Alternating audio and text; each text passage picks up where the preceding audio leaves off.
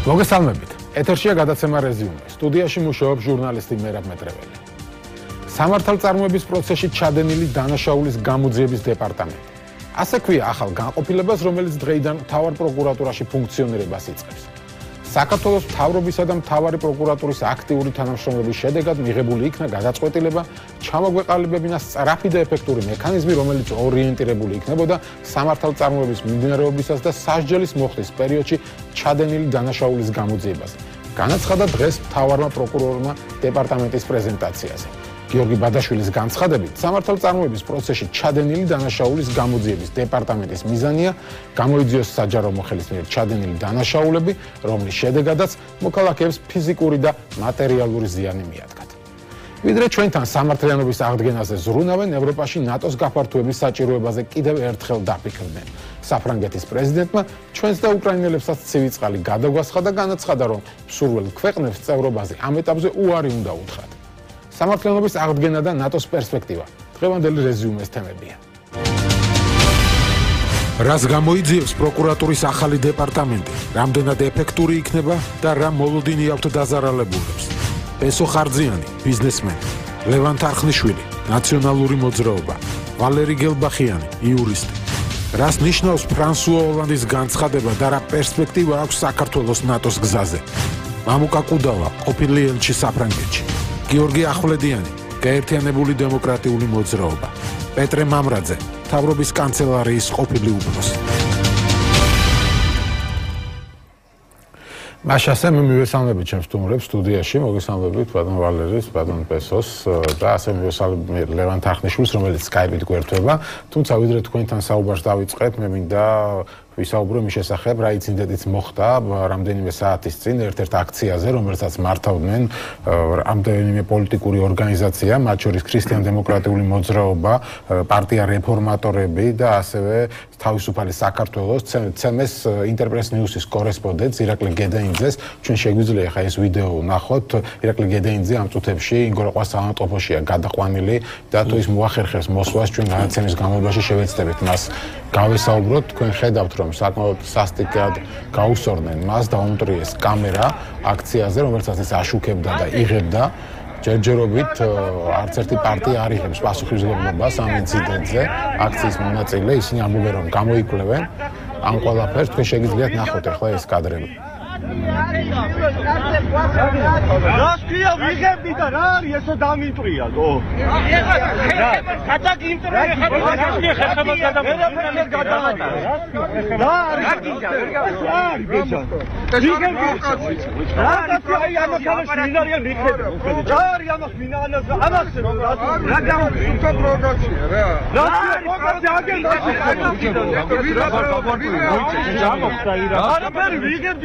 ხალ რაღაც დამიწყე ვინება და ვინა და აი ამათანაში რომ ვიგე. თქვენ ხო აქციაზე ხარ? კომზანტე, მე რო გადავიღოთ არ შეიძლება. როგორ აბა ისიც მე გიგინები ვერ გავი. ვიგინები, ეხლა არის გინა იზმიჭირას გინები. რაშიათ აი ამაშა. თქვენ პარტიიდან მძანდებით? კი, მე? დიახ. აი ამას რა უკვე, აი ამას მე რას მეუნები, რა გიგეთ? დაზა. აი იმას მე ხედავ გადმოიყვანეთ მაგარი აპარატი ის ხელში რო უჭეროს. თქვენ დაუმტრიეთ ეს აპარატი? ვინ დაამტრია აპარატი? რომელმა დაამტრია აპარატი? ვინცემა ვინ მიტყა ახლა? ვინ გიტყა რა? გადაღებული რავენი. არა, მაგარი კაცი ხარ რა. რას ქვია წავიდი? აი კაი ბეჟა. რა? რა პროვოკატორი? შეხედე რა რამაყურო. აი ეს რა არის? რომელმა აი ეს რა არის? აი ეს გააკეთა დედას უტირა. აი აქ იყო გადმოვიდა და გაიყარა საიდან. რა ჩემი რაღაცა რა? რის აკეთებს? რა საკეთებს? აი ეს რა არის მე გავიგე.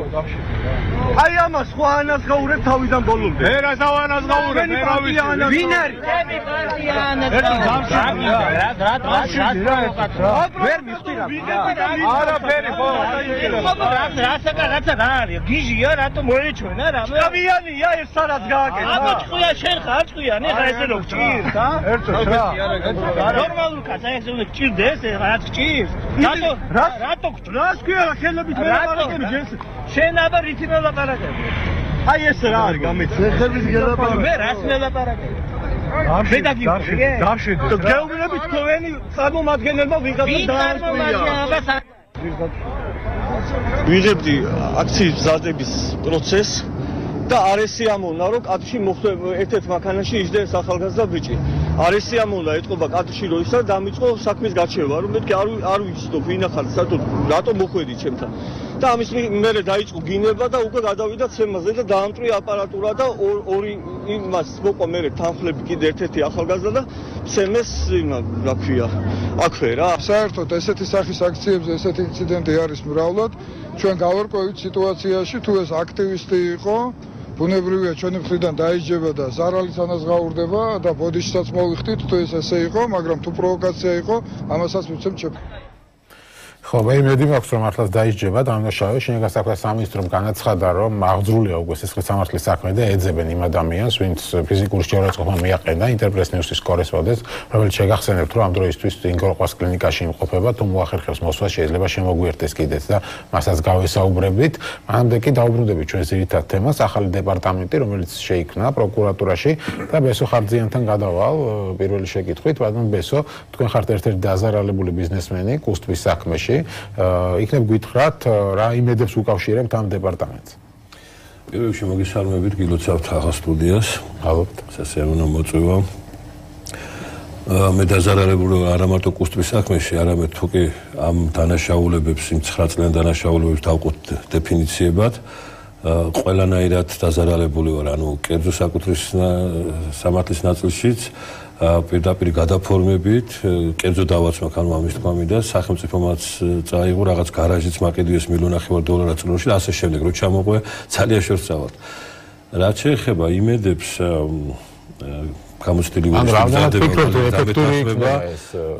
სამართლის აღდგენის ორი მომენტი არსებობს, ორი პირობა არსებობს. ეს ერთი არის ჯეტვენური მოლაპარაკება რაც თუ გახსოვთ 2012 წლის ნოემბერში ბატონ ბიძინა ივანიშვილმა განაცხადა რომ იქნება სასამართლოებს და პროკურატურას ავწდეთ და შეხვდეთ და დაუბრუნოთ ერთმანეთს დღესაც იყო ასეთი პოლიტიკური ხაზის გასმით იყო ნათქვამი ეს მომენტებიც რომ ეპატიებათ ერთი არის ეს მომენტი სხვა მომენტი არ არსებობს დაბრუნების და მეორე არის უნდა გაიაროს გამოძიება და სასამართლო საქმე სხვანაირად არ არსებობს ამიტომ მე ვფიქრობ იმედი იმდენად მაქვს რამდენადაც ვიცით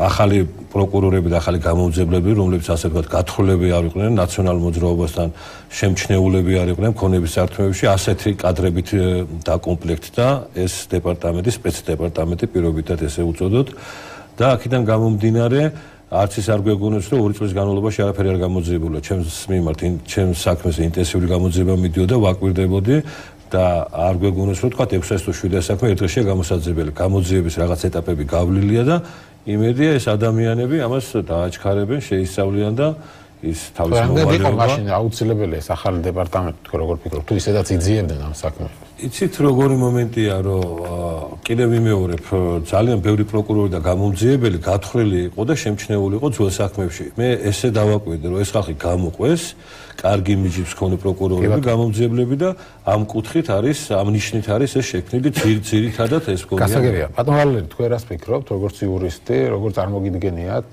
ამ დეპარტამენტის ეფექტურობა და ამ საქმეების ხელახლა გამოძიება და გადახედვა. მოგესალმებით მაყურებელს. კეთილმოხილოს ჩემ.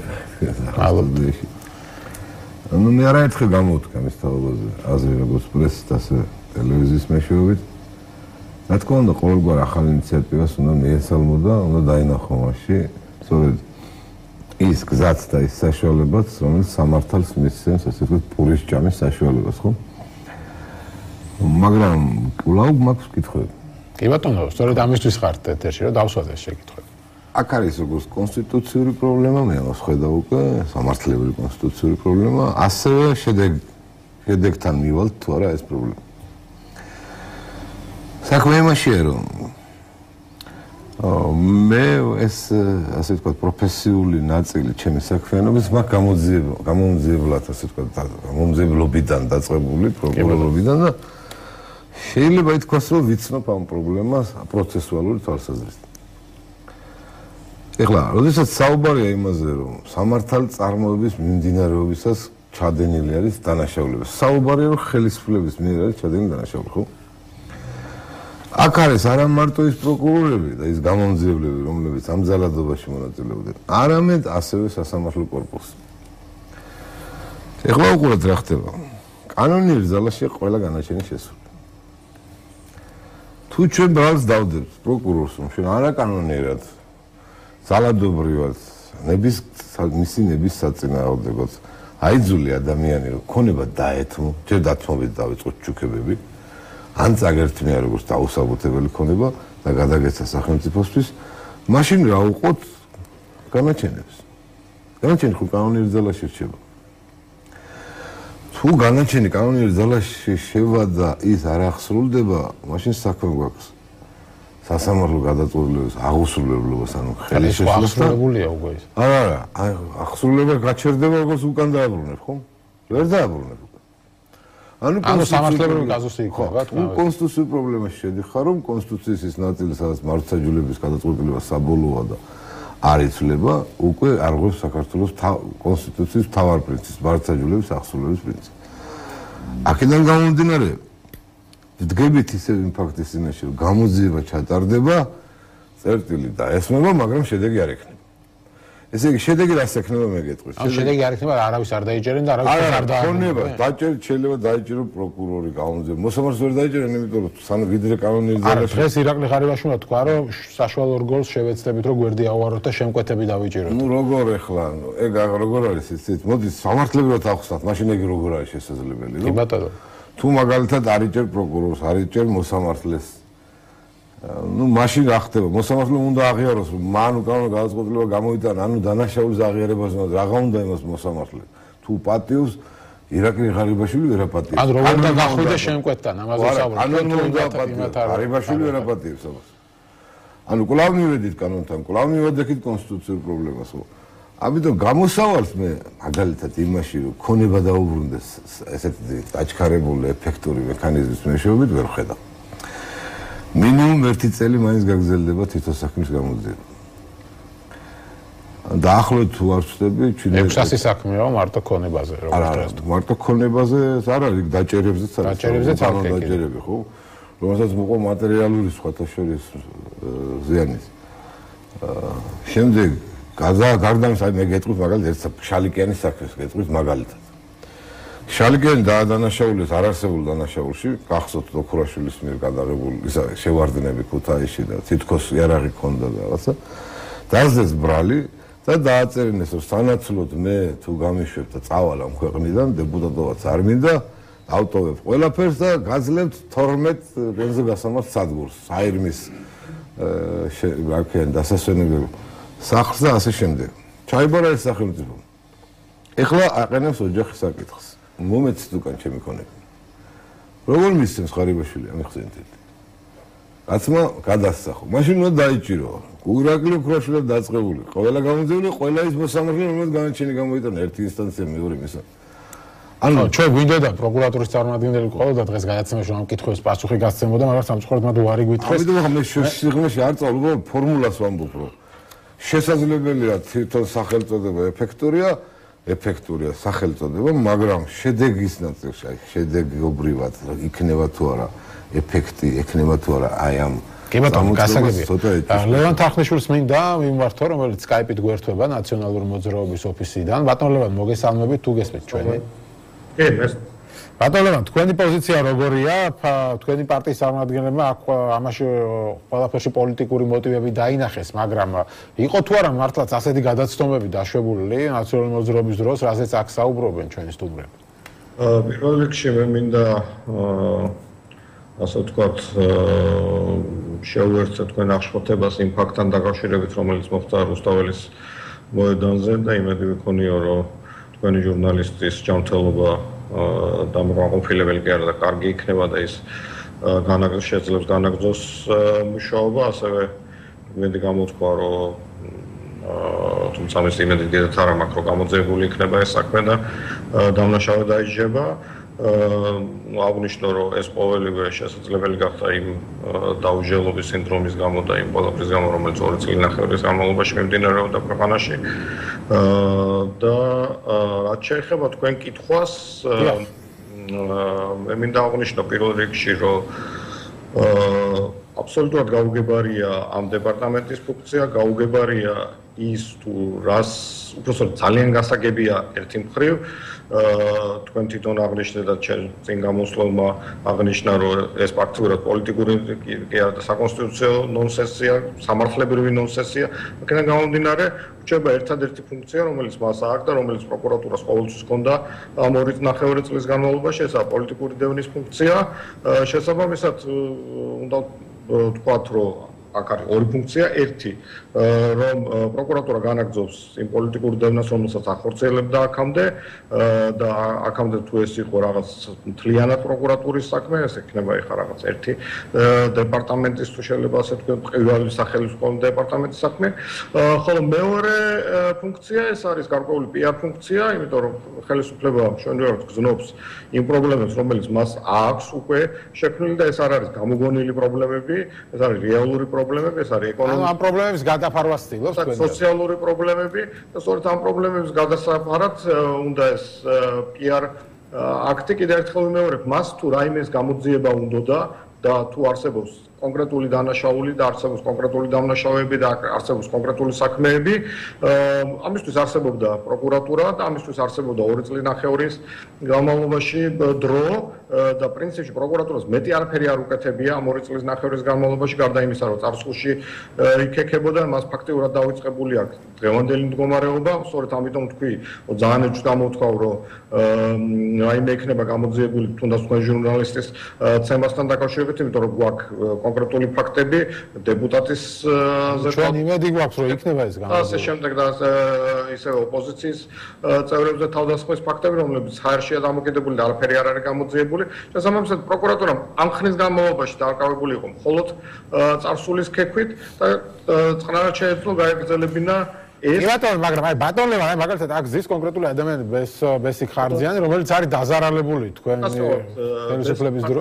მე მოვისმინე ისტორია, რომელიც წარმოაჩინა მან ბესიკ ხარძიანმა, შესაბამისად მე არავით არ უფლება არ მაქვს ან დაუჯერო, ან არ დაუჯერო მას, იმიტომ რომ არ ვიცნობ ამ საქმეს და არ ვიცნობ მეორე მხარეს პოზიციას და ის ფაქტი თუნდაც ნიშანდობლივია, რომ მეორე მაგალითი, რომელიც მოიყვანეს პიროვნების, რომელსაც ყველა ძალიან საქართველოს ძალიან კარგად ვიცით, ვინ არის, რა არის და რა საქმიანობით იყო დაკავებული წარსულში. აქედან შალიკიანზე საუბრობთ, ხო? შალიკიანზე საუბრობ დიახაც და აქედან გამომდინარე ერთი მაგალითი ეს. ხო, თუმცა შალიკიანი და ხარძიანი არ არის მარტო 600-მდე განცხადება, მარტო ქონებასთან დაკავშირებით. კიდევ ერთხელ ვიმეორებ, ეს განცხადებები იყო და ეს განცხადებების რაოდენობაც რაღაც ფანტასტიკურად იცვლება ხოლმე, ლაპარაკია ზოგჯერ 300,000 განცხადებაზე, ზოგჯერ 3,000 განცხადებაზე, ზოგჯერ 600 განცხადებაზე, ისე რომ ამაშიც დავიბენი. კიდევ ერთხელ ვიმეორებ, თუ იყო გარკვეული გადაცდომები და გარკვეული გადაცდომები იყო 9 წლის განმავლობაში, არსებობს პროკურატურა, არსებობს შესაბამისი ინსტანციები და გამოიძიონ. ხო, ამას აპირებენ პრინციპში. დიახ, ბატონ ბესოს უნდა რაღაცის თქმა და მე ბატონ ბესოსთან კიდევ ერთხელ ვიმეორებ, საკამოთო არაფერი არ მაქვს, უბრალოდ იმიტომ რომ არ ვიცნობ ამ საქმეს და შესაბამისად ვერც დავადასტურებ და ვერც უარყოფ მის ნათქვამს და ამიტომ ამისთვის სხვა ხალხი არსებობს. რაც შეეხება კიდევ ერთხელ ვიმეორებ, არსებობდა პროკურატურა და მას თუ რაიმეს გამოძიება გამოიწვევნა ის რომ შეიქმნა რაღაც ახალი დეპარტამენტი და კიდევ ერთხელ დავესესხები ჩემ წინას გამოსვლას სამწუხაროდ ცოტაც მესმოდა და ამიტომ ვერ გავიგე მისი სახელი და გვარი ვალერი გელბახიანება. კი ბატონო, ვალერი გელბახიანს გამარჯობათ ბატონო ვალერი, მე ვერ ხედავთ თქვენ და შესაბამისად ამ იმას ვიზუალურ კონტაქტს მოკლებული ვარ.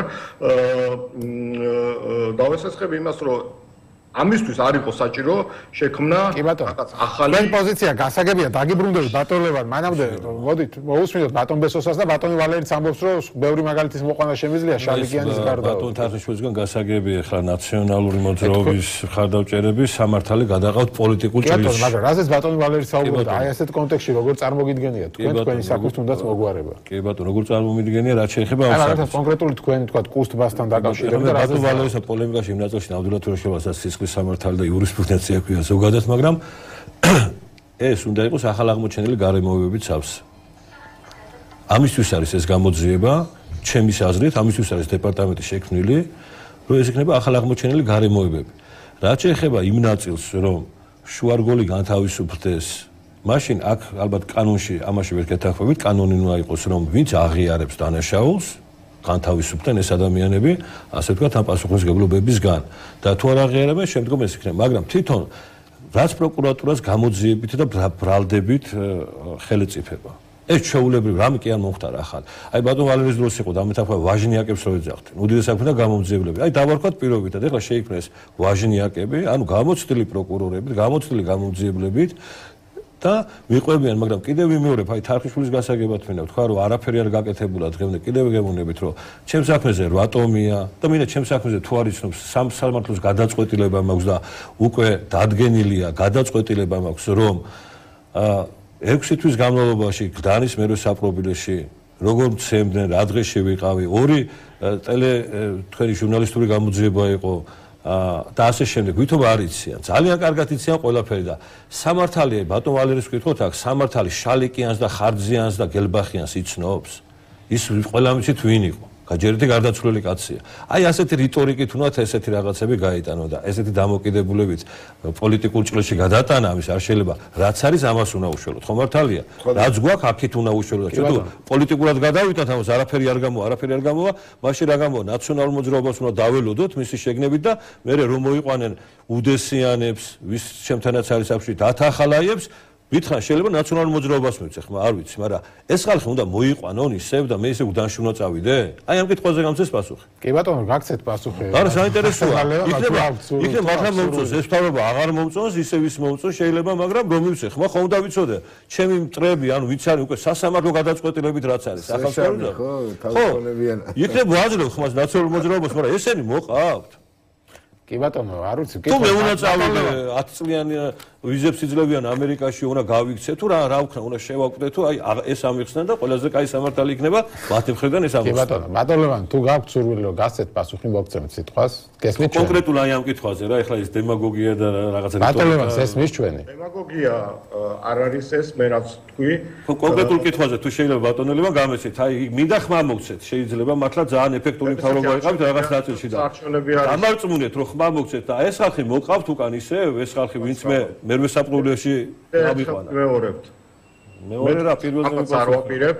იმიტომ რომ თქვენ ამისთვის არსებობს სამართალდამცავ ორგანოები და მათ გამოიძიონ, კი ბატონო, არსებობს სასამართლო და მან გამოიძიონ, თუ რაიმე გადაცნობა იყო თქვენთან მიმართებაში, კი ბატონო, დაადგინოს სასამართლო, მაგრამ რასაც უყურებ მე ამ ხნის განმავლობაში, რასაც ჩვენ უყურებთ, პროკურატურა გადაქცეულია მხოლოდ პოლიტიკური იარაღად და ეს არ არის დემაგოგია. ისიც ფაქტია, რომ პროკურატურა 2 წლინახევრის განმავლობაში მხოლოდ წარსულში ფათურში გაატარა და გამოუძიებელია მიმდინარე საკითხები და მიმდინარე საქმეები, ესეც ფაქტია და ეს აღიარებულია ყველას მიერ და ესეც არ არის დემაგოგია. ის რომ იურისპრუდენცია არ იცნობს შალიკიანს და ხარძიანს ფაქტია, მაგრამ დღევანდელი სამართალი სწორედ ასე არის, ასე მიმდინარეობს, რომ ერთი სამართალია ერთი ადამიანების მიმართ და მეორე სამართალია მეორე ადამიანების. კი ბატონო. რაც შეეხება ვინ მოვა ხელისუფლებაში და ვინ არა, ამას ქართველი ხალხი გადასჭერს არჩევნების დროს და იგივე ხალხი გადაწყვეტს ვინ იქნება ხელისუფლებაში. შეულებრივი ამბავია, იქნება არჩევნები და როცა იქნება არჩევნები, ბატონო, უბრალოდ ბატონ ბესოს მრჩეველი ვარ, იქნება დამარწმუნოთ რა, მე მაინტერესებს. ეს ხალხი მოყავთ უკან კიდე გიმეორებ. ის ზონდერ ბრიგადები, რომელიც ჩალაგებული იყო და ხალხს ემდა აი ეს ხალხი მოყავთ ისე მეთქი თუ რაღაც რემბრენდინგი ტარდება მართლა გულხურვალე დაგიჭიროთ შეიძლება მხარი თუ რემბრენდინგი თუ არა და თუ ისე ვის ხალხი მოყავთ როგორც ამომრჩეულს ხომ აქ უბრალოდ დაგისვათ კითხვა რა მე მგონი სხვა საკითხზე გვარც სალაპარაკო ანუ ის გასემაც არ შეგიძლიათ გასაგებია და მე კითხვაზე პასუხი გაგეცით კიდე ერთხელ გითხარით დღეს არჩევნებამ შეაფასო არ არის არჩევნები და აქედან გამომდინარე ქართველი ხალხი არჩევნებს არ აკეთებს მაგრამ როცა იქნება არჩევანი ქართველი ხალხი გააკეთებს არჩევნებს იმ რეალობიდან გამომდინარე რომელიც დღესაა და იმ პრობლემებიდან გამომდინარე რომელიც დღესაა თქვენი პასუხი გასაგებია ბატონ ლევან სადან გამომდინარე რომელიც წარსულშია თქვენს ბატონო მერაბ ალბათ კარგი იქნება თუ გარდა თქვა წარსული 9 წლის განმავლობისა დაინტერესებოდით იმისგან რა მოხდა 2 წლის ნახევრის განმავლობაში და ეს კომისიაც თუ დეპარტამენტის თუ გაინტერესება თავისივე გადაცნობებით ასევე და ჩვენ ყოველდღიურად ვინტერესდებით როგორც წარსულით ისე ამ 2 წლით და თემებზე ვაკეთებთ გადაცემას. დაკავებული ვარ როგორც პროკურატურა იყო დაკავებული 2 წლის ნახევრის განმავლობაში წარსული რეალური და არარეალური საქმეების შესწავლით ისევე დაკავებული იქნება ეს დეპარტამენტი უბრალოდ იქნება კიდე პლუს გარდა ამისა ის იურიდიული ნონსენსი რომელზეც ბატონმა ვალერიმ კი ბატონო ბატონ ვალერის მინდა ვკითხო თქვენ ამბობდით სხვა მაგალითების მოყვანა შემიძლია მაგრამ ამავე დროს მინდა კითხოთ ირაკლი ღარიბაშვილმა განაცხადა როდესაც სულ საუბარია რომ 2 წლის განმავლობაში რა მოხდა და რატომ არ გამოიძიეს ბატონ ლევან საუბრობდა ამის შესახებ სამართლებრივ აღდგენის სახელით გადადგმულ ნაჩქარევ ნაბიჯებს შეიძლება ქვეყნის ინტერესები შეეწიროს და ამიტომ ჩვენ არ ვიჩქარეთ და ყველაფერი კარგად ავწონდავწონეთ და ნუ ამ გადაწყვეტილებამდე მივედითო რამდენად ეთანხმებით ჩემდა სამწუხაროდ როგორც მე ვეთანხმები მიდგომაში რომ აჩქარებულად არაფერს გაკეთება არ შეიძლება მაგრამ ჩემდა სამწუხაროდ აი ამ შემთხვევაში ვერ დავინახე აი ის მიდგომა ზუსტად რომელიც აწონილს და დაწონილს აჩვენებს მე ვერ შევხედე ვერსად ვერცეთ კულუარებშიც კი რომ მზადება მიმდინარეობს ახალ საკანონმდებლო პაკეტებზე რომლებიც აი ამ საკითხებს მისცემს ასე თქვა სამართლებრივ შედეგამდე მისვლის საშუალებას ეხლა ბატონო მესმის ბრძანა წერან და მე აბსოლუტურად ვეთანხმები სავსებით იმიტომ იურიდიულ წრეებში ეს აზრი დადის და არც თუ უსაფუძვლოდ რომ არის თორე დასაშვები რომ პროკურატურის მიერ გამოძიებულ ახალ საქმეები ჩაითვალოს ახალ გარემოში. ახლა აღმოჩენილ გარემოში. შეიძლება ეს ამაში არავითარი სიახლე არ არის იმ სამართლებრივად თვალსაზრისით რომ არ შეიძლება და შეიძლება. ეხლა მაშინ პრობლემა რა არის? მაგრამ პრობლემა ხანდაზმულობის ვადაშია. აი მაგალითად რო გითხარით დაუკავშირებ ამას და ალბათ უფრო ნათელი გახდება რის თქმა უნდა. კვიციანის საქმეზე 12 კაცს წაუყენეს ბრალი. თითქოს მასთან დაკავშირებული პირები იყვნენ და ყველას წაართვეს ქონება როგორც დაუსაბუთებელი ქონება და გადაეცეს ეკონომიკის სამინისტროს. შემდეგ ჩატარდა გამოძიება როგორც ნაციონალების დროს გაგრძელდა ისე დანარჩენი ნაწილი ახალი ხელისუფლების და პროკურატურამ დასკვნა გააკეთა რომ არც ერთ მათგანს არავითარი ბრალი არ მიუძღვის და უდანაშაულულნი არიან და არც კავშირი არ ქონიათ კვიციანთან არასოდეს. ანუ საფუძველი იმისა რომ წაართვეს ქონება აღარ არსებობდა. ნუ დაიწყო სამოქალაქო დაბრუნება, სამოქალაქო სამართალ წარმოება ქონების დაბრუნების ნაწილში. პირველი ინსტანციის სასამართლო, მეორე ინსტანციის სასამართლო, საკასაციო სასამართლო ყველგან ერთი და იგივე გადაწყვეტილება გამოიწვია და მიუთითა რომ გასულია გასაჩივრების, ხანდაზმულობის ვადები და დასაშვებობა როგორც ახალი გარემოება არ შეიძლება. ვიდრე ეს კანონი მოქმედებს. ნუ მე მხედველობაში ვარენ ფაქტსაც ვიტყვი ბათუმში ცხოვრობს ერთი ომარ მახარაძე ასეთი რომელსაც სასტუმრო ჰქონდა ზღვისპირზე გონიაში მოეწონა ნაციონალურ მოძრაობას მიაბა კვიციას ის სასტუმრო წაიღო თვითონ და შინაგან საქმეთა სამინისტრო ანუ ვანო მერაბიშვილს პირადად ჰქონდა ის სასტუმრო თავის განკარგულობაში და დღესაც შინაგან საქმეთა სამინისტროს ბალანსზე ირიცხება ეს სასტუმრო და არ უბრუნებენ მესაკუთრეს კეთილნებაა საჭირო და დამთავრდა არავითარი სამართლებრივი პროცედურა მას არ ჭირდება არ არის ეს კეთილნება არც მაშინ ყოფილა ეს კეთილნება, არც ახლა არის, თუმცა, რა თქმა უნდა, ზედაპირულად და ხმამაღალი განცხადებებით კეთდება ჩვენ დაბრუნება თუ გინდა არავინ არ გიშლის, ეკონომიკის სამინისტროს საფრთხე დაუბრუნე. რა გამოძიების ჩატარება გინდა ამაში, ხო? მაგრამ ესეც მორიგია ასე. ანუ ეკონომიკის სამინისტრომ თქვა რომ ჩვენ პრივატიზაციაზე არ გავიტანეთ სპეციალურად სადავო ობიექტები. რატო რატო რაღაც ფონდი შეიქმნება ასევე? სადაც თქვა ქონებას ვერ დაუბრუნება. მე ჩემს პოზიციას დავიცავ მაშინ ახანესია. ეკონომიკის სამინისტროს შეეძლო ამ ხნის განმავლობაში უბრალოდ სამართლებრივი დასკვნა მოემზადება კანონიერად მიიღო თუ არა სახელმწიფო ეს ქონება სხვა საკითხია იქ სასამართლო გადაწყვეტილებები სადაც არის ეკონომიკის სამინისტრო ვერ დააბრუნებს თუ გადაწყვეტილება არ შეიცვალა ხო მაგრამ თუ სამართალი წარმოება დაიშვება მაშინ მორიგება შეიძლება ხო აი დასაშვებობის მომენტია პრობლემა რომ დაიშვას თუ არა ახალი გარემოება როგორც საქმის აღზრდის ხელახალი საფუძველი ხო თუ კანონში შევიდოდა ცვლილება აი მაშინ დავიჯერებდი ამ დეპარტამენტის საქმიანობის შეცვლიდან თუ კანონ შეცვლიდა ამ ხადაზმულობას საქმის დროინდელი კანონია ყველა სასამართლო უარს გეუბნება ყველანაირი განცხადების მიღებაზეც კი ამ დასაშვებობის мотивაციით და ჩვენ ვპირდებით მოსახლეობას და ხელისუფლება და ვეუბნებით რომ დაგიბრუნებთ ამას გამოვიძიებთ და დასაჭერს დავიჭერთ მაგრამ თქვენ დაგიბრუნებთ მე მგონია რაღაცნაირად ანუ თქვენც ეთახმებით ბატონლებას რომ რაღაც წინასაარჩევნო არა არ ვიცი ამას გამოაჩენს მოსახლეობისთვის რაღაც პრობლემების გადასაფარად გეცდა მე ახლა ეჭვებისგან თავს შევიკავე უბრალოდ რახან გაგრძელება ვერ ვნახე საკანონმდებლო ნაწილში გამიჩნდა კითხვები თავში ვეთქვიეს ხო ეს კითხვები უნდა მოიხსნას მე რამოდენიმე დეპუტატს ვესაუბრე ამ თემაზე მე ვთქვარი ვიდრე არ შეცვლით ამ თუნდაც ამ პერიოდის აი ჩვენ საკანონმდებლო ტექნოლოგიაში არის ერთი დეტალი ხო შეიძლება არ შეცვალო ნორმა დატოვო ძალაში მაგრამ შენიშვნა გაუკეთო ამ ნორმას ბოლოსში ანუ ეს ქვია სამართლიანი ტექნოლოგია ქვია მას ხო და დაწერო რომ 2005-2012 წლის განმავლობაში მიმდინარე პროცესები სამოქალაქო დავებზე არ ცელდება ეს ნორმა. დამთავრებული ყველანაირი კითხვები აქვს. ერთი პატარა ჩანაწერი ასწორებს მთლიანად პროცესმა. გასაგებია. ბატონ ბესო, თქვენ მინდა კითხოთ, თქვენ თქვით რომ ეს გააქვთ ხელში უკვე სასამართლოს გადაწყვეტილებები, რა აფერხებს მაშინ მათ აღსრულებას, რატო არ გიბრუნებენ ქონებას? ინსტანციებია ბუნებრივია გასავლელი, მაგრამ აი ბატონ ვალერი საუბრობდა ხანდასმულობაზე. იძულების სამოქალაქო წარმოებაში იძულების წესი აქვს მართლა ერთწლიანი ვადა. ეხლა წარმოიდგინეთ თქვენ ციხეში ხალხი იყო 1 ოქტომბერს არჩევნები იყო და მაინც ვერ გამოვასწარეთ ასე ვთქვათ და მე რაღაცაირად ჩავეტიე რომ აი რომ გამოვედი ერთადერთი შეხვედრაში თქვენ ხართ ერთადერთი გამონაკლისი დანარჩენი არ მოხდა იმიტომ რომ 2007 წლიდან მე დავამტვისე ბატონ ვალერი 25 მოწმის ჩვენებით ვიმუშავე მართლა ამაზე და აი უბრალოდ რა მომენტია კიდე ესეთ რომ ჩვენ ეს კულტურაც არ გვაქვს გამოძიების მოსახლეობა სამოქალაქო ვალდებულების არ გვაქვს მე რა დამჭირდებოდა 25 კაცისთვის რომ დამერწმუნებია რომ სიმართლე ეთქვა ახლა ხო წარმოგიდგენია დაწყებული ციხიდან იქ მოქცევიდან რომ შემდეგ რო ცოცხების ასე ვთქვათ კადრები აჩვენეს პირიქით ყველა რო ვაგინებდა ამ ასე ვთქვათ ოფიცრებს პირიქით მოვიახლოვე რომ აი ჯობი აღიარო და მიგეტევებათ ხო მართლმადიდებლურთაც ესეა და ეს ურთულესი პროცესი იყო მართლაც ერთი და თუ იქნებოდა ბევრი საუბარი იყო თუ გასვოთ იმაზე რომ ვაღიაროთ რომ ეს იყო დამნაშავე პოლიტიკური პარტია ასე ვთქვათ ხო თუ ეს იქნებოდა მაშინ ხანდაზმულობის ვადა შეიძლება იქ მივიღო რომ ხანდაზმულობის ვადა აიყოს 10 წლიანი და მაშინ ყველა ჩაეტევოდა. ამ შემთხვევაში მართლაც ერთწლიანი ხანდაზმულობის ვადა ან გასაგრძელებელია, ან არ ვიცი ახალ აღმოჩენილი გამეობათ კიდე დავაკვირდეთ ისევ ამ პროცესს ბატონ ვალერი. შეიძლება დეპარტამენტმა აბსოლუტურად სხვა ნიშნები გამოავლინოს. კი ბატონო, სამართალს გასუშვებით.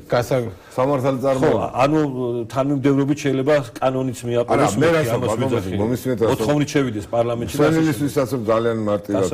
კანონი თუ არ შეიცვალა რა ანუ დაადგინა შედეგი გამოძიებამ, თქვა რომ უკანონობა იყო, ამან ჩაიდინა ეს ამან ამას უნდა დაუბრუნდეს ახლა დაზარალებულს თავის ქონება დაადგინა გამოძიება მაგრამ გამოძიების მიერ დადგენილი დასკვნა თუ რაც იქნება არის საკმარის სასამართლოსთვის რომ დაუბრუნოს და გააუქმოს განწყობილება თუ ხანდაზმულობა აქვს პრობლემა აქვს რა თქმა უნდა მაგრამ თუ ამორალურია აღარ მაქვს 54 მუხლია თუ ამორალურში დაიყვანებია ეს სამოქალაქო სასამართლო განწყობილებას ეგ გარიგებებთან მიძახი არა სასამართლო განწყობილებას ეგ არა ბატონ ბესო თქვენ მინდა ბოლო კითხვა დაგისვათ ეს ერთი სტრასბურგ შეუულია ალბათ კი ბატონ ბესო თქვენ მინდა ბოლო კითხვა დაგისვათ მოკლედ მიპასუხეთ და შემდეგ ბატონ ლევანთან ექნება ბოლო შეკითხვა აქ განაცხადეს რომ თქვენი წარმომადგენლებიც იქნებიან ამ დეპარტამენტში ან დაზარალებულების წარმომადგენლები იქნებიან ჩართულიო და არის ასეთ შემოთავაზება?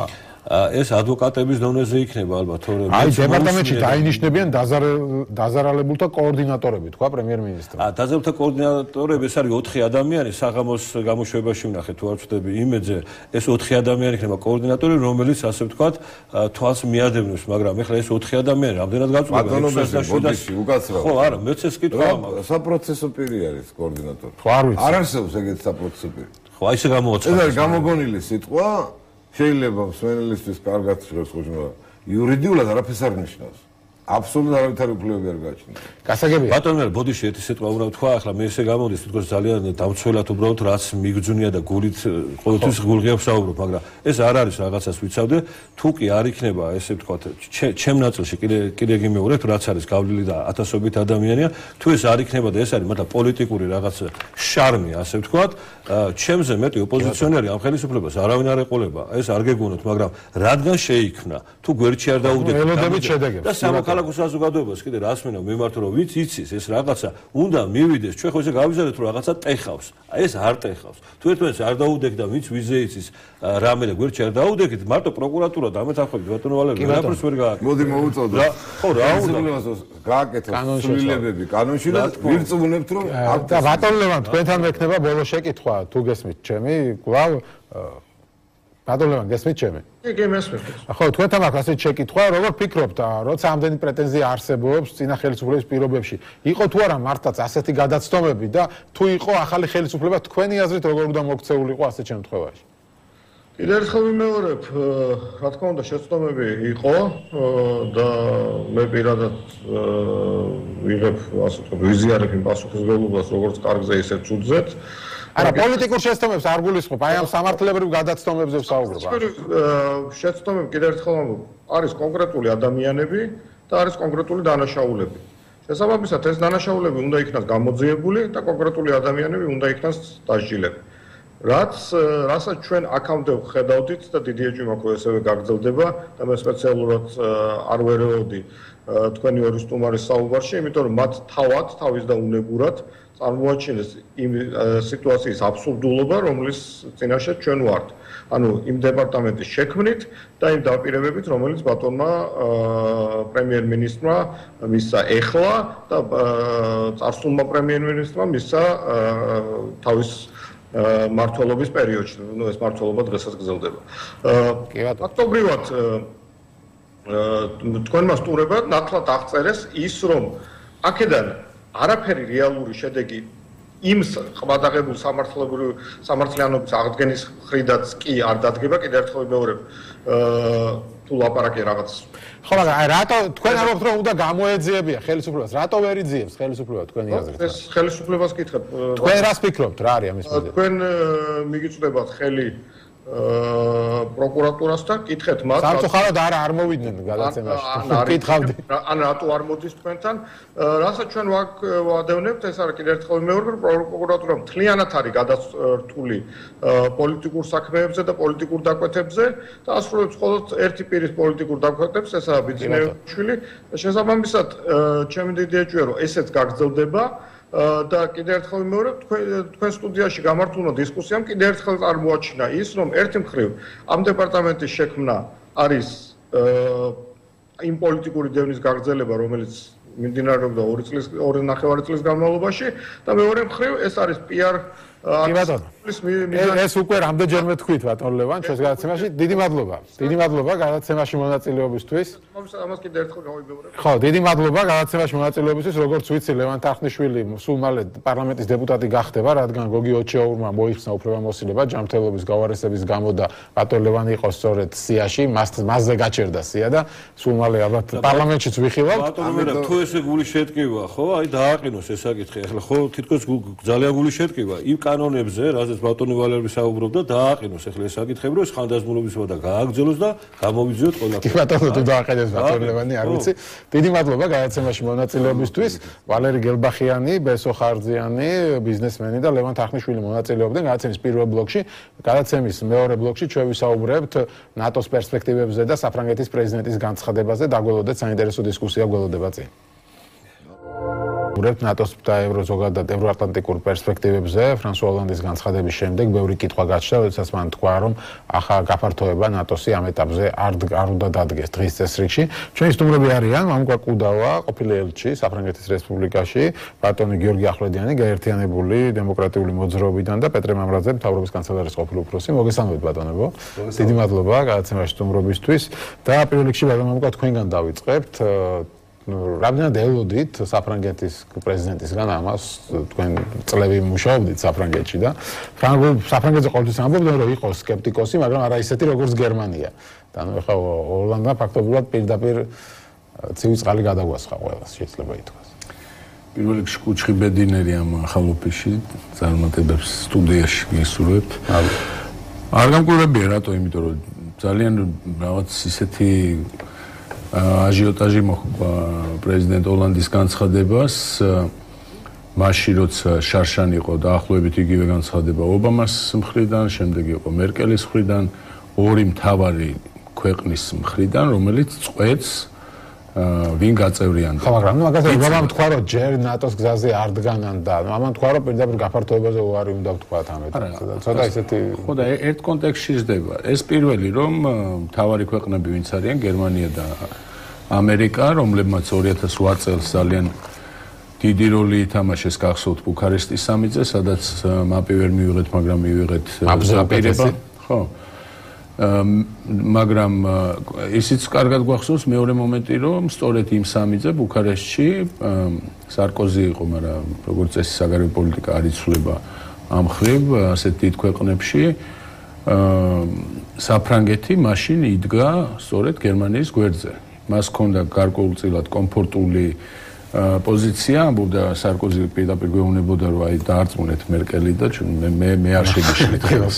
თუ მერკელს დაარწმუნეთ, მე არ ხარ. ახლა ესია და რატო უნდა იცოდეს ჩვენ მოსმენელმას და ყველამ, ვინც დაინტერესებული ამ საკითხით, რომ ევროკავშირი იქნება ეს თუ ნატო, საფრანგეთი, გერმანიის წყვილი არის ყოველთვის ერთად. ეს არის მათი პოზიცია ოფიციალური ჯერ კიდევ მეორე მსოფლიო ომიდან დაწყებული, როცა მათ ჯერ შექმნეს ბირთვი ევროკავშირში და შემდეგ ძალიან ბევრ საკითხში ნატოშიც ერთად გამოდიან. აქედან გამომდინარე, ეს არ არის სიურპრიზი არანაირი. კი ბატონო, მაშინ რას ნიშნავს? მესამე მთავარი მომენტი, რაზეც მინდა გავამახვილო თქვენი ყურადღება, არის ის, რომ ჩვენ რაც არ უნდა მოხდეს, ვინც არ უნდა თქვას, რომ იქნება ობამა, მერკელი, ფრანსუა ოლანდი თუ სხვა ხვალთუზეკ, ასეთი განცხადებები იქნება. ასეთი განცხადებები იყო 1999-ში, როცა პირველად გადაწყდა ნატოს პირველი გაფართოება ცივი ომის შემდეგ. ასეთი იყო 2002-ში, როცა გადაწყდა მეორე გაფართოება და ბალტიის ქვეყნები როცა შევიდნენ, ხო? ანუ 6 თვით ადრეც კი პრეზიდენტი შირაკი მაშინ კარგად მახსოვს ნატოში მუშაობდი. მე 99 წელს 2002-შიც დაახლოებით იგივე პოზიცია ჰქონდა საფრანგეთს და კიდევ ბევრ ქვეყანას, არავინ იცოდა ვინ გაწევრიანდებოდა, არ იყვნენ თანახმა. ასე რომ ეს საკითხი არის დაკავშირებული გეოპოლიტიკურ სიტუაციასთან, კონიუნქტურასთან, სოფლიოს შექმნილ ვითარებასთან. გასაგებია, მაგრამ ეს ამიტომთვის რას ნიშნავს? რომ დიდი ხანი ჩვენ ნატოს წევრი ვერ გავხდებთ. არ ნიშნავს, აგერ გითხარით, ხო 6 თვით ადრე იყო წინააღმდეგობა მეთქი და გახდა. ანუ შეიძლება შეიცვალოს თქვენ ასე ფიქრობთ. ძალიან ადვილად შეიცვალოს, მაგრამ ეს ბევრ ამაზე არის დამოკიდებული და აქედან გამომდინარე, ჩვენთვის რაც უნდა იყოს ძალიან მნიშვნელოვანი, ჩვენი ხელისუფლებისათვის, მე და თქვენ ახლა შეგვიძლია რაზეც გინდა იმაზე ვილაპარაკოთ და თქვათ, რომ დღეს არ არის დღის წესრიგში საქართველოს ხელისუფლებისა, რომ გავხდეთ ნატოს წევრი. რასაც ამბობს, ჩვენი ხელისუფლება დღის წესრიგში არის, მათი დღის წესრიგში არის. გასაგებია, მაგრამ არ შეიძლება მსგავსი საზიანო, არასასიამოვნო თუ არა კარგად გათვლილი ჩვენთვის მესიჯების გამეორება ჩვენი ხელისუფლების მიერ.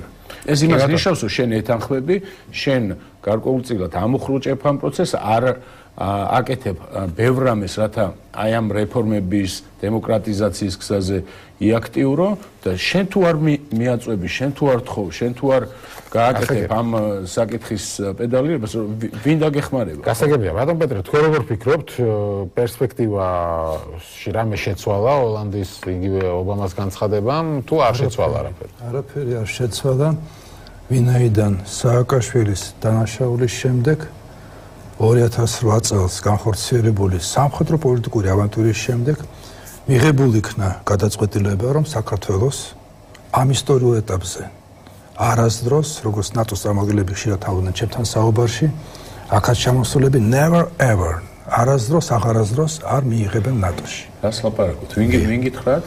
ნატოს არაერთმა წარმომადგენელმა.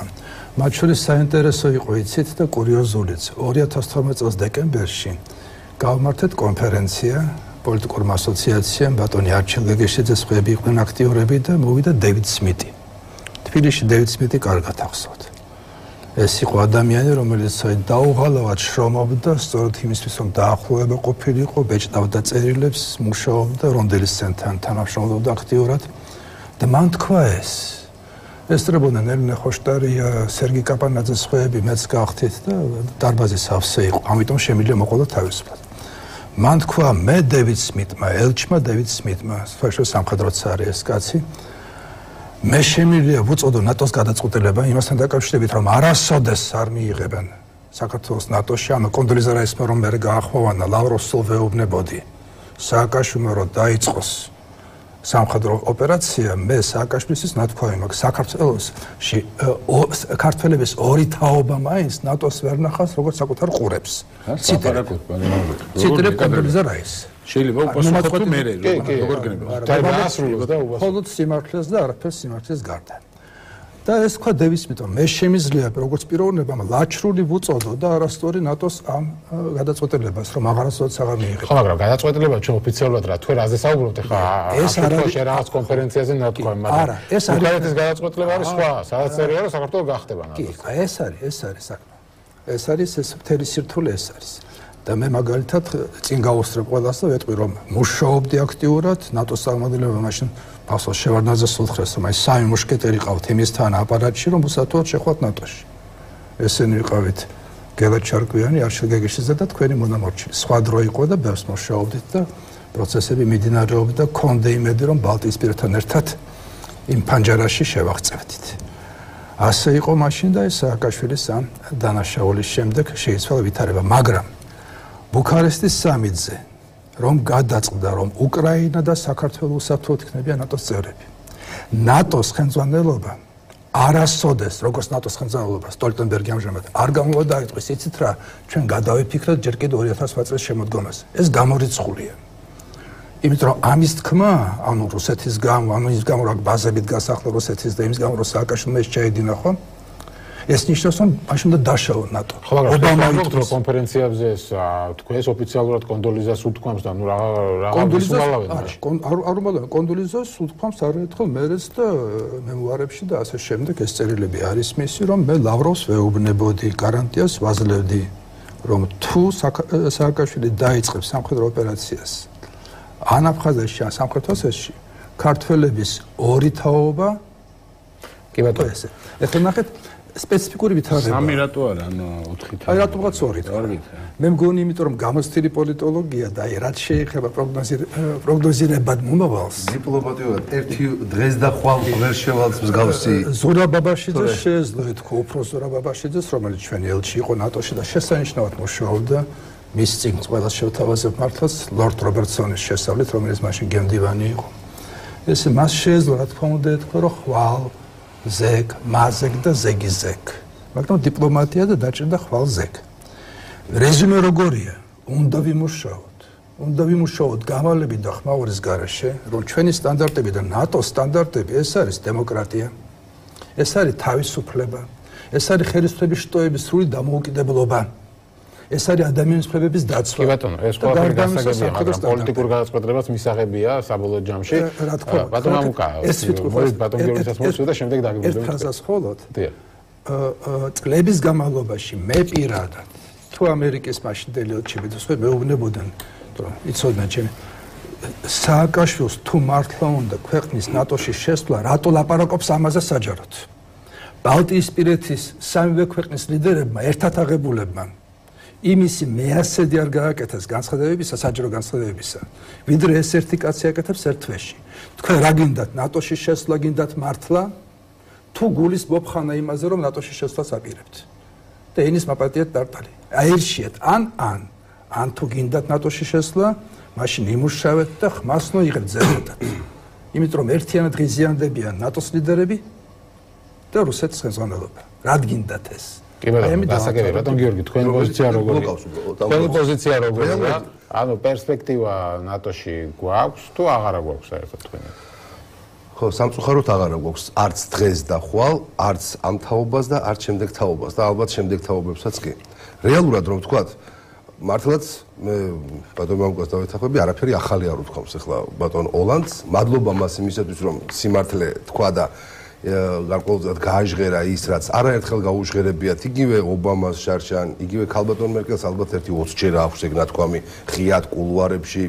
პოლიტიკური წრეებისთვის თუ პირდაპირ ეთერის მეშვეობით. აღარ დარჩა არც ერთი მაღალი თუ დაბალი ჩინოსანი რაღაცა ანსამბლების ხელმძღვანელები, კომიტეტების თავმჯდომარეები ევროკავშირის სისტემაში, რომ არ კონდეთ გაცხადებული, რომ ამ შემთხვევაში ნატოს აღმოსავლეთით გაფართოება ეს არ არის იოლის საქმე და პერსპექტიული ამ თვალსაზრისით და საქართველოსა და უკრაინის გაწევრიანება ამ შემთხვევაში არ არის რეალისტური და ოლანდმა გუშინ განაცხადა ეს ყველაფერი ძალიან კონკრეტულად და არაორაზროვნად, რაც ძალიან ნიშანდობლივია, იმიტომ რომ ჩვენ ხო როგორ ვითარებაში ვართ პრაქტიკულად, ყველამ კარგად ვიცით. საქართველოში მოქმედმა პოლიტიკურმა პარტიებმა, იმათმაც კი, რომლებიც პროდასავლური ორიენტაციით გამოირჩევიან, ასე ვთქვათ და კავკასიონზე გადმომდგრები არიან და ლანძღავენ, თქვათ ამ შემთხვევაში რუსეთს და ამითი პატრიოტიზმს ამტკიცებენ. ყველა ხო დარწმუნებულია და ყველამ ძალიან კარგად იცის, რომ ნატოში გაწევრიანების პერსპექტივა არ არსებობს, მაგრამ რატომ არ არსებობს? არ არსებობს ძალიან მარტივი პოლიტიკური მიზეზების გამო, უпроსტად იმ მიზეზების გამო, რომ თქვა ნატოს წევრები ამ პოლიტიკურ გადაწყვეტილებას ვერ იღებენ. რუსეთის ფაქტორია თუ ჩვენი ფაქტორია, რაზეც ნატონი პეტრესა. რა თქმა უნდა, ერთ-ერთი უმნიშვნელოვანესი არის რუსეთის ფაქტორი, რომელსაც ჩვენ დასამწუხაროთ ამ შემთხვევაში ისეთი ძლიერება გააჩნია, რომ მას ანგარის უწევს მთელი ევროპა და მთელი მსოფლიო. მოგწონს ეს ჩვენ არ მოგწონს, რეალობა არ და რეალობას თუ არ შევხედავთ, კონკრეტულ სწორ გადაწყვეტილებას ვერ მივიღებთ და ქვეყნის განვითარებისათვის სწორნაბიჯს ვერ გადავდგამთ. ჩვენ ვართ სირაქლემას პოზაში. ვართ იმ მდგომარეობაში, რომ რახან რაღაცა არ მოგწონს, რახან რაღაცა ჩვენ მიმართ ნათქვამი არ გვსიამოვნებს, გვირჩევნია, რომ კი არ გავაანალიზოთ ეს თელმა ერმა პოლიტიკურმა ასპექტმა უპირველეს ყოვლისა და რაღაც გარკვეული ამ წარწერტილზე რო ვართ 20 წელიწადი და ერთ ადგილს რო ვტკეპნით იმ იმედით რომ და იმ სატყუარათი რომ ჩვენ აუცილებლად გავხდებით ოდესმე ნატოს წევრები. არამედ შევცვალოთ ეს პოლიტიკა და რაღაც უფრო მოქნილი პოლიტიკა შევიმუშაოთ საგარეო. როცა ქრისტიან დემოკრატებში ყავს მახსოვს რომ მაშინ ნატოს აქტიურად უჭერდით. არა, ჩვენ ყოველთვის ვამბობთ რომ ნატო ეს არის მხოლოდ და მხოლოდ იმ შემთხვევაში გჭირდება მისი ქუდი და საქართველოს გჭირდება ნატო იმ თვალსაზრისით, რომ მოგვარდეს საქართველოს ტერიტორიული პრობლემები და არ შეიქმნას ახალი. ამის ნახეთ როგორ პერსპექტივას უფრო იმედიანად უყურებთ. არა, შეხედეთ, მაშინ პერსპექტივის რეალობა იყო კიდევაც, როდესაც ჩვენ ნატო გვეუბნებოდა, რომ ნატოში გაწევრიანების გზაზე საქართველოს არ შეიქმნება პრობლემები მასთან არსებული კონფლიქტური სიტუაციების გამო, ტერიტორიული პრობლემების გამო, არ გახდება ეს მიზეზი ნატოში გაწევრიანების, ასე ვთქვათ, წინახობა. ეს აჩენდა გარკვეულ იმედებს იმ თვალსაზრისით, რომ შესაძლებელი იყო ადრე თუ გვიან სოფლიოს რაღაცა პოლიტიკური გადანაწილების ფორმატში ისეთი რეალობა შექმნილიყო, სადაც საქართველოს გაეხსნებოდა გზა, მაგრამ როდესაც ჯერ იყო და ნაციონალების დროს და ბატონმა პეტრე მისაუბრა ამაზე, როგორ 2008 წლის აგვისტოში გარდაიცვალა, მოვკალით ჩვენ პერსპექტივა ნატოში გაწევრიანების, ხო რომ შარშან უელსის სამიტიდან ჩვენმა თავისუფალმა დემოკრატებმა, რომლებიც მაშინ საგარეო მიმართულებებს კურირებდნენ, ჩამოიტანეს გარდაცვალების ცნობა. და გარდაცვალების ცნობაში ეწერა რა, რომ ჯერ რეზოლუციაში, რომელსაც ესე ერთი ცალი ყურის მიქცევი და ცალკბად შეეხო ყველა. არ და ყველაზე მნიშვნელოვანი ეგ იყო, რომ გითხრეს, რომ რეზოლუციაში ჩაგვიწერეს, რომ ჯერ საქართველოს შიდა პრობლემები უნდა მოგვარდეს, ის კონფლიქტური სიტუაციები, რომელიც მას აქვს და მერე დააკაკუნეთ ნატოს კარზე. აი აქ მინდა გითხრათ, გარდაცვალების მოწყობას მაგიტო ვამბობ, დამთავრდა საუბარი. ჩვენ თუ ჩვენს ტერიტორიულ მთლიანობას მოვაგვარებთ და გასაგებია რომ ეს თუ მოვაგვარებთ ამას უნდა მოვაგვაროთ ყველაზე რთულ მეზობელთან, რომელიც კი შეიძლება დედამიწაზე არსებობდეს რუსეთთან, მე ვიღას რაღაც სჭირდება ნატო. მე როგორც მახსოვს, ხა ციტატა ზუსტად არ მახსოვს, ბატონო გიორგი.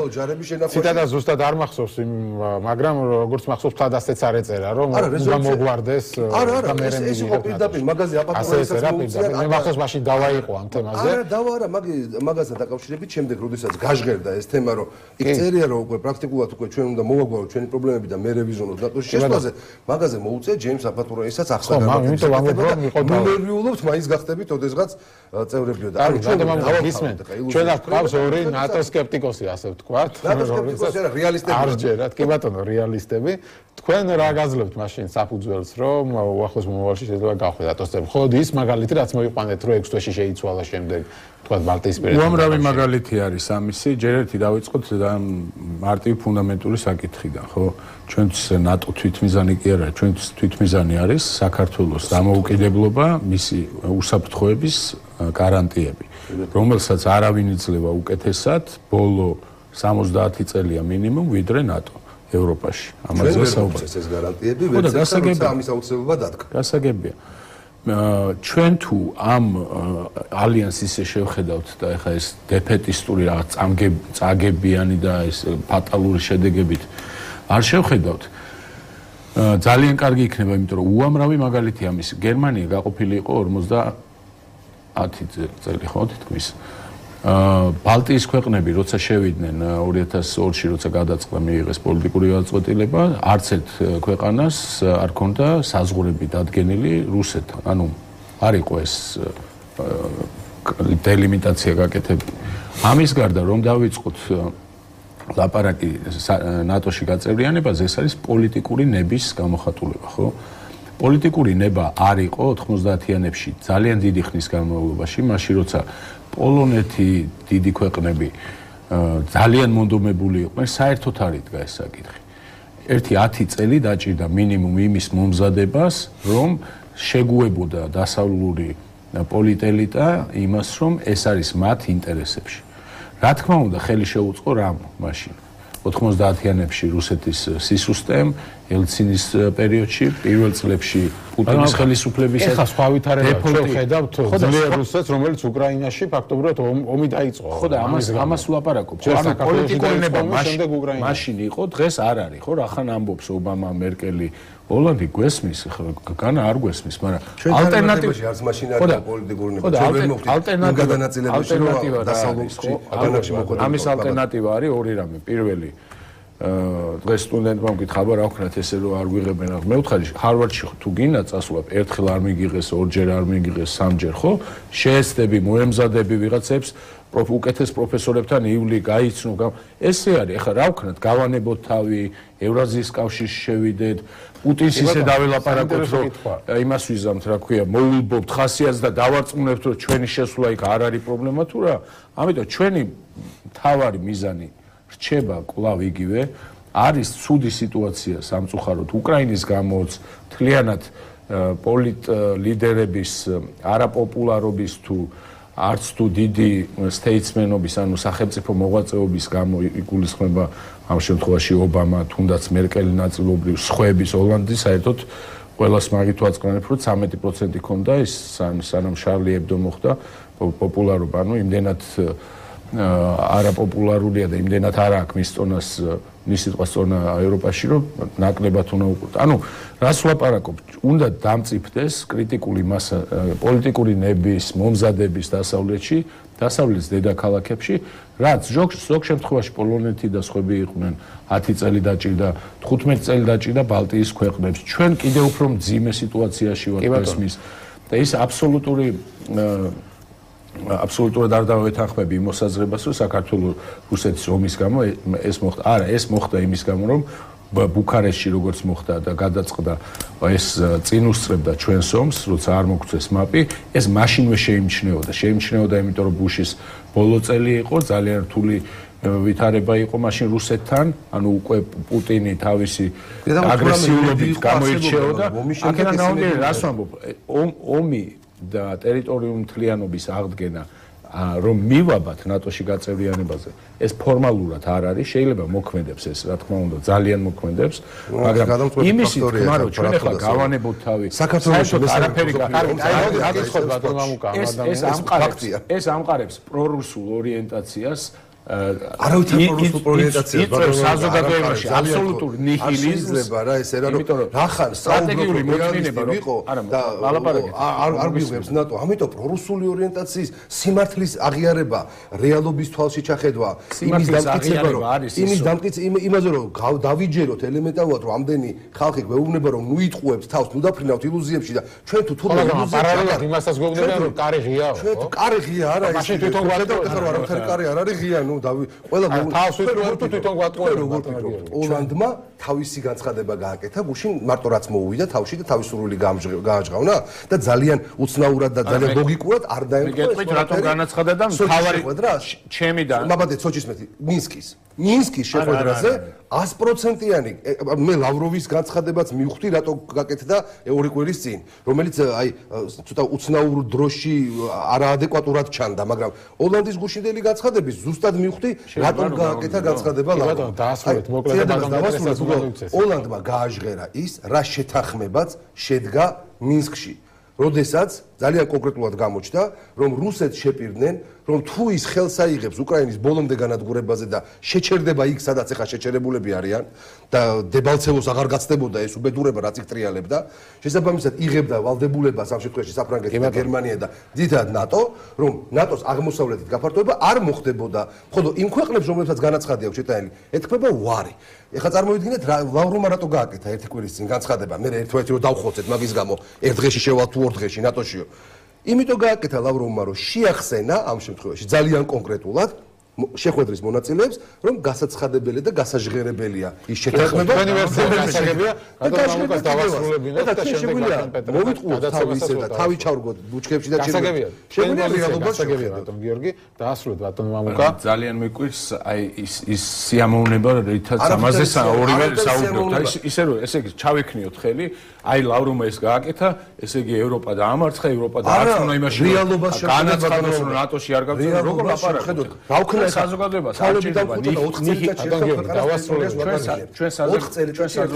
არ ჭირდება ნიჰილიზმი და აბსოლუტური საიდან მოტანილი არ ვიცი აზრები ის იმას შეუთანხმდა თითქოს ამაზე ლაპარაკი უკვე იყო გადაწყდა რომ აღარ მოხდება საერთოდ გაფართოება რეებს ლაპარაკობთ 90-იანებში იგივე იყო 2000-იანებში იგივე იყო სხვადასხვა ქვეყნებთან დაკავშირებით ეს საკითხი უნდა მომწიფდეს ამას უნდა პოლიტიკური ნება ამას უნდა სერიოზული მუშაობა რუსეთი გასაგებია რუსეთი თავიდან 91-ში განაწილებაში მოხდა დავასრულებინოთ ბატონ გიორგი ჩვენ ვერ დავასრულებინოთ ბატონ გიორგი დავასრულებინოთ რა ვქნათ ევრაზიაში წავიდეთ არ არის აუცილებელი ლაპარაკი არის იმაზე რომ ჩვენ გვჭირდება აბსოლუტურად დიდი ცვლილება დასავლეთის დედაქალაქებში იქნება ეს მომავალში არ აქვს მნიშვნელობა ჰილარი კლინტონი მოვა თუ რესპუბლიკელი სხვა რესპუბლიკის პარტიიდან სხვა პრეზიდენტად ამერიკაში, სხვა ლიდერები ევროპაში, უკრაინის ბოდიში, რუსეთის შესუსტება იქნება სანქციებით, ნავთობის ფასის დაწევით თუ